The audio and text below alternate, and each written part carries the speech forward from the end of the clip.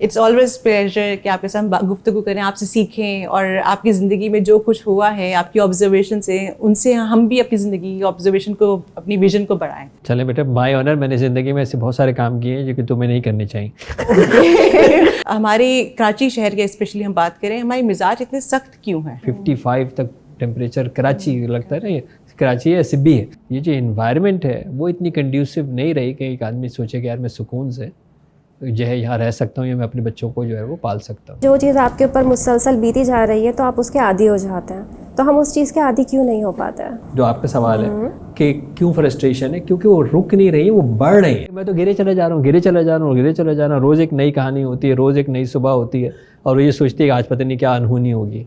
हमारा कामिल यकीन है कि शिफा अल्लाह ताला देता है। मुझे गला ख़राब हो गया, एंटीबायोटिक चाहिए, मुझे बताइए कौन सी दुआ सही करेगी मेरा गला? हमारे कराची शहर के स्पेशली हम बात करें, हमारी मिजाज इतने सख्त क्यों है?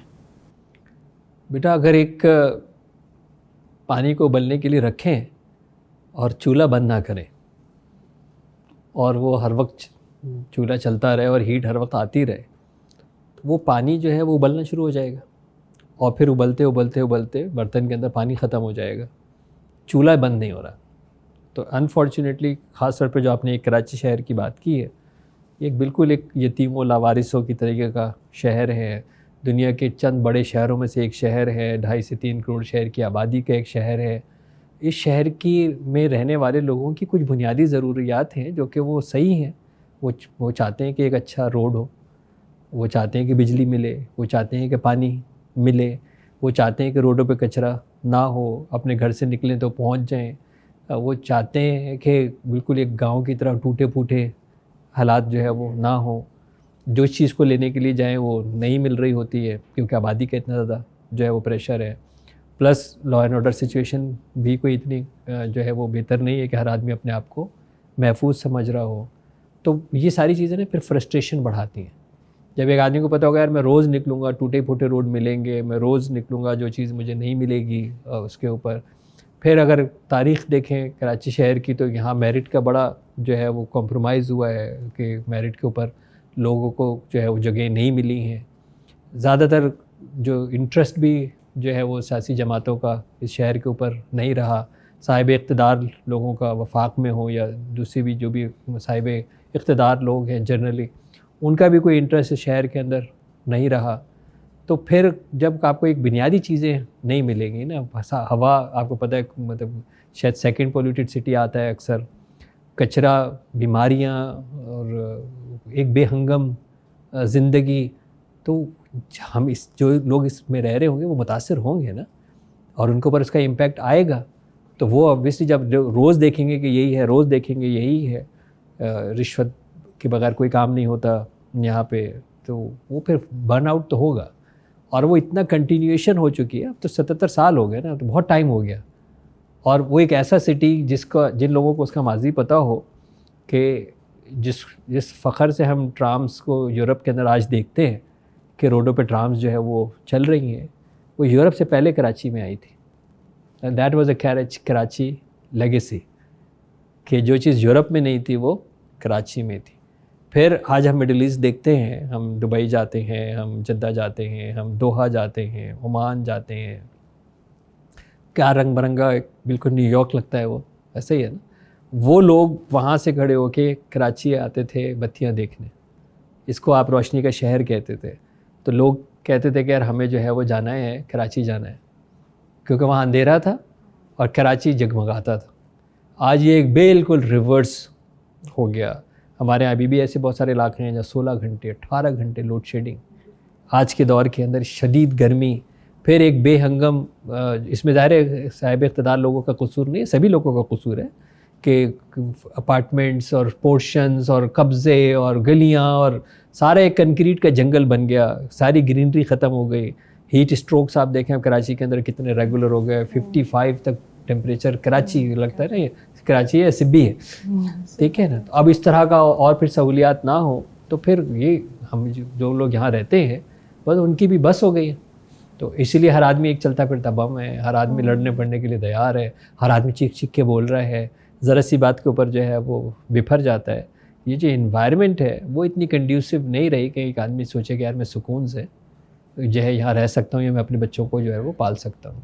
अच्छा सर, यहाँ पे जैसा कि आपने बात की कि हर कोई देख रहा है कि टूटे फूटे रोड हैं, लाइट नहीं है, कहीं कोई और प्रॉब्लम है, शुरू से ही देखे जा रहे हैं, तो ये कहा जाता है जो चीज़ आपके ऊपर मुसलसल बीती जा रही है तो आप उसके आदी हो जाते हैं, तो हम उस चीज़ के आदी क्यों नहीं हो पाते हैं? देखिए उसके आदी तो हम हो गए, क्योंकि आज भी आप काम पे आती हैं, आज भी हम स्कूल जाते हैं, लेकिन हम इसकी शादी में वजह भी जाते से हैं। फ्रस्ट्रेशन लेवल इंक्रीज हो रहा है। मैं ये आपको बात कह रहा हूँ कि हम तो आदी तो हो गए, इसलिए कि हम अपनी ज़िंदगी में लुढ़कते फुड़कते मूव तो कर रहे हैं, हर काम तो हम कर रहे हैं। गटर का पानी बह रहा है, ठीक है, उसके ऊपर 2 ईंटें हैं, 2 ईंटों पे एक तख्ता है, उस तख्ते के ऊपर एक बंद कबाब का ठेला है और वो बेच रहे हैं और लोग खा रहे हैं, तो आदी तो हम हो गए। सवाल ये है कि ये चीज़ें अगर रुक जाती हैं ना, जो आपका सवाल है कि क्यों फ्रस्ट्रेशन है, क्योंकि वो रुक नहीं रही है, वो बढ़ रही है। यानी कल जो मेरे साथ इनसिक्योरिटी थी आज उससे ज़्यादा हो गई है, कल जो मेरे साथ परेशानियां थी वो अब उससे ज़्यादा हो गई है, कल जितना कचरा होता था अब उससे ज़्यादा हो गया। तो हर गुजरते हुए दिन के साथ ये जितनी मेरी जो फुकदान है सहूलियात का, ये सेम लेवल पर रुक नहीं रहा, ये बढ़ रहा है, मुस्तकिल वायरस की तरह बिल्कुल मल्टीप्लाई हो रहा है। तो इसकी वजह से फिर जो बंदा जो है वो मज़ीद जो है वो तप रहा है कि वो कहता है कि भाई ये तो कहीं रुक ही नहीं रही ना कहानी, भाई मेरी एक तनज़्ज़ुली है, वो तनज़्ज़ुली कहीं रुक जाएगी तो मैं एक्सेप्ट कर लूँगा कि यार ठीक है यार ये लेवल आ गया हम, लेकिन मैं तो गिरे चला जा रहा हूँ, गिरे चला जा रहा हूँ, गिरे चला जा रहा हूँ। रोज़ एक नई कहानी होती है, रोज़ एक नई सुबह होती है और ये सोचती है कि आज पता नहीं क्या अनहोनी होगी। सर क्योंकि मिजाज की ही बात चल रही है तो उसी सिलसिले में पूछना चाहूँगी आपसे कि जो तल्ख मिजाजी है इंसान की, तो वो इंसान की अपनी रूह, क्योंकि हम नफ्स की बात करते हैं, सोल की बात करते हैं, तो उसका क्या रिफ्लेक्शन है इंसान का? क्योंकि देखिए हम इबादत करते हैं, 5 वक्त नमाज़ पढ़ते हैं, लेकिन वो तल्ख मिजाजी हम फिर भी लोगों के साथ इबादत भी कर रहे हैं लेकिन हम बदतमीज़ी के साथ सलूक भी कर रहे हैं, तो ये किस तरीके से जो है वो हम इससे वेरी करेंगे आप? देखिए हमें एक बात समझना बहुत ज़रूरी है कि इबादत और मामलात 2 अलग अलग चीज़ें हैं। वैसे तो हर चीज़ अब्दियत है, हर काम इबादत है, लेकिन हमें समझाने के लिए बड़ा क्लियर होना चाहिए कि इबादत एक अलग चीज़ है, मामलात एक अलग चीज़ है।